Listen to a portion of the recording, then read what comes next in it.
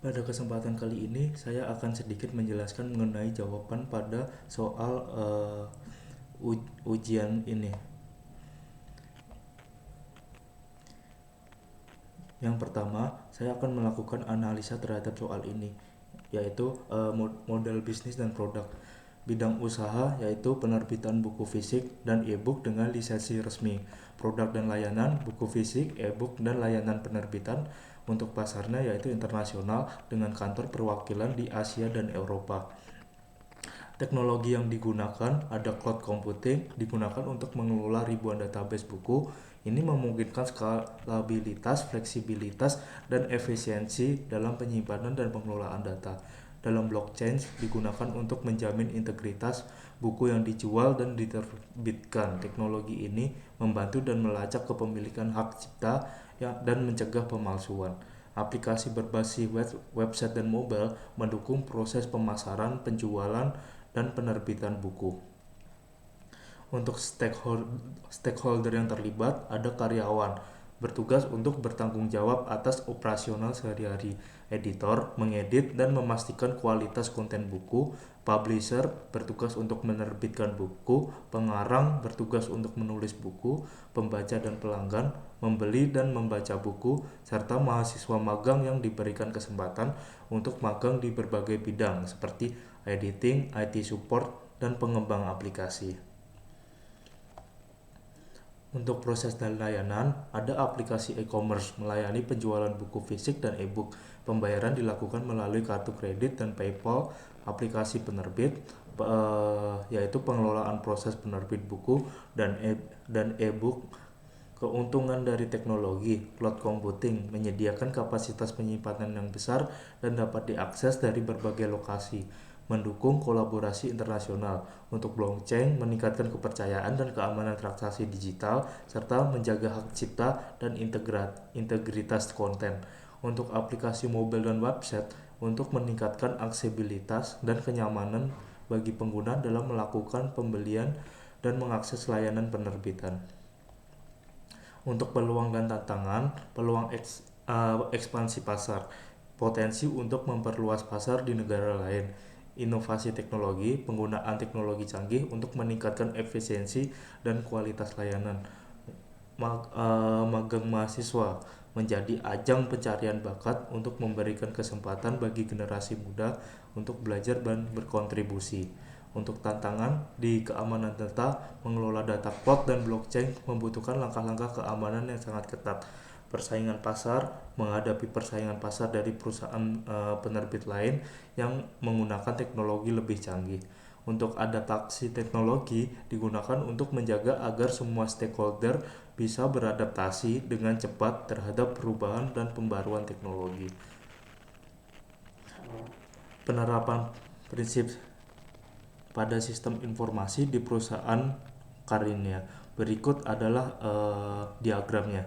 Untuk confidentiality atau kerahasiaan, kita menggunakan enkripsi data, yaitu perusahaan Karinia menerapkan enkripsi pada semua data sensitif.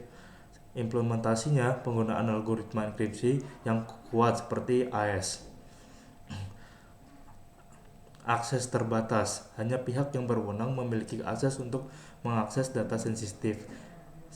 Implementasinya penggunaan kontrol akses berbasis peran, autentifikasi, dan otorisasi. Perusahaan Karnia menggunakan metode autentikasi yang kuat untuk memastikan identitas pengguna sebelum diizinkan. Pengguna harus melewati proses autentifikasi dua faktor yang memerlukan kombinasi sesi password dan token. Integrity menggunakan blockchain, checksum dan hashing, version control, availability menggunakan redundansi dan backup, SLA, load balancing, accountability menggunakan log aktivitas, audit trail, dan penegakan kebijakan.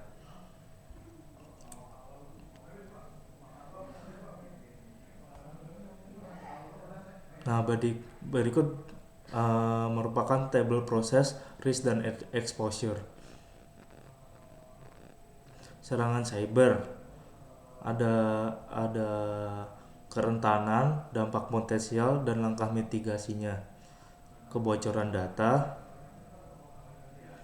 kesalahan manusia, kegagalan sistem, insider threat, malware dan ransomware, serangan phishing, serangan denial of service, pencurian identitas, insiden kehilangan data.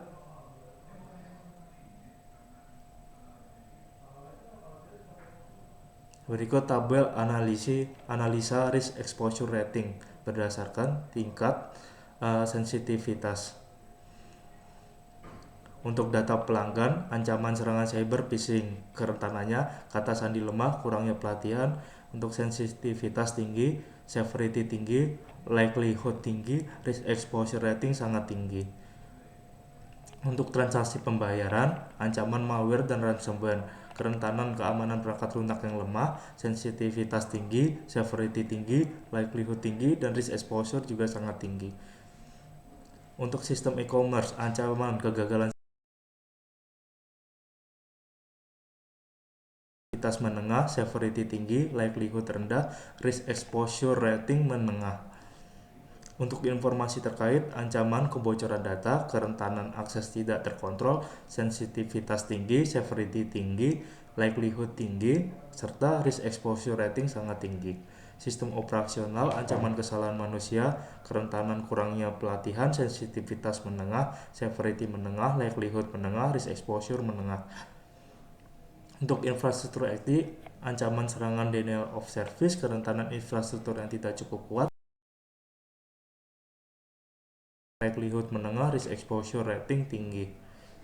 Identitas pengguna, ancaman pencurian identitas, kerentanan perlindungan data pribadi yang buruk, sensitivitas tinggi, severity tinggi, likelihood menengah, risk exposure rating tinggi. Data tinggi, severity tinggi, likelihood rendah, risk exposure rating menengah. Untuk tahapan-tahapan dalam identifikasi ada customer data, transaction system, web infrastructure and server, delivery system, update and management control system, human resource and access. Priority assets-nya yaitu value dan impact based. Customer data, transaction system, web infrastructure system seperti ini, delivery, update and management control system, human resource and access. Vulnerability assessment. Berikut adalah tabelnya. Untuk solusi threat management seperti ini.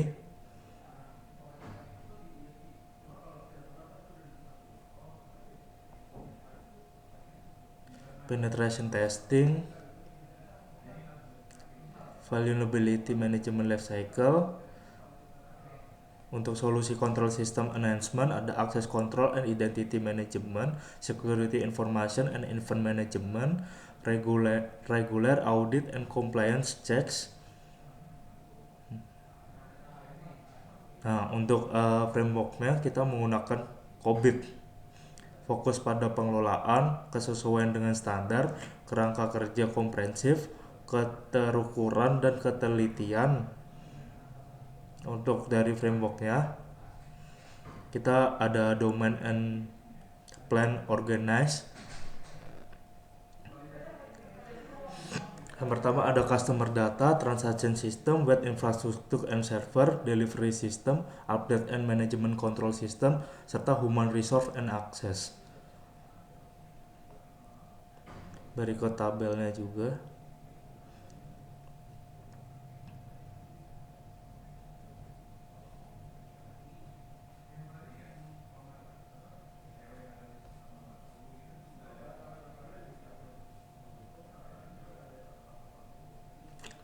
Untuk kontak SMS ini dimulai dari social engineering, man in the middle, zero day exploit, credential stuffing, IoT vulnerability, serta ada tantangan terkait control system, yaitu kesulitan dalam pemantauan dan deteksi, ketidakmampuan untuk mematuhi standar keamanan, kesulitan dalam memperbarui pengelolaan patch, kontrol sistem yang diperlukan oleh SME, yaitu penetration testing, yaitu enkripsi, akses dan kontrol manajemen, security information and event management, endpoint protection, kebijakan keamanan dan kesadaran karyawan.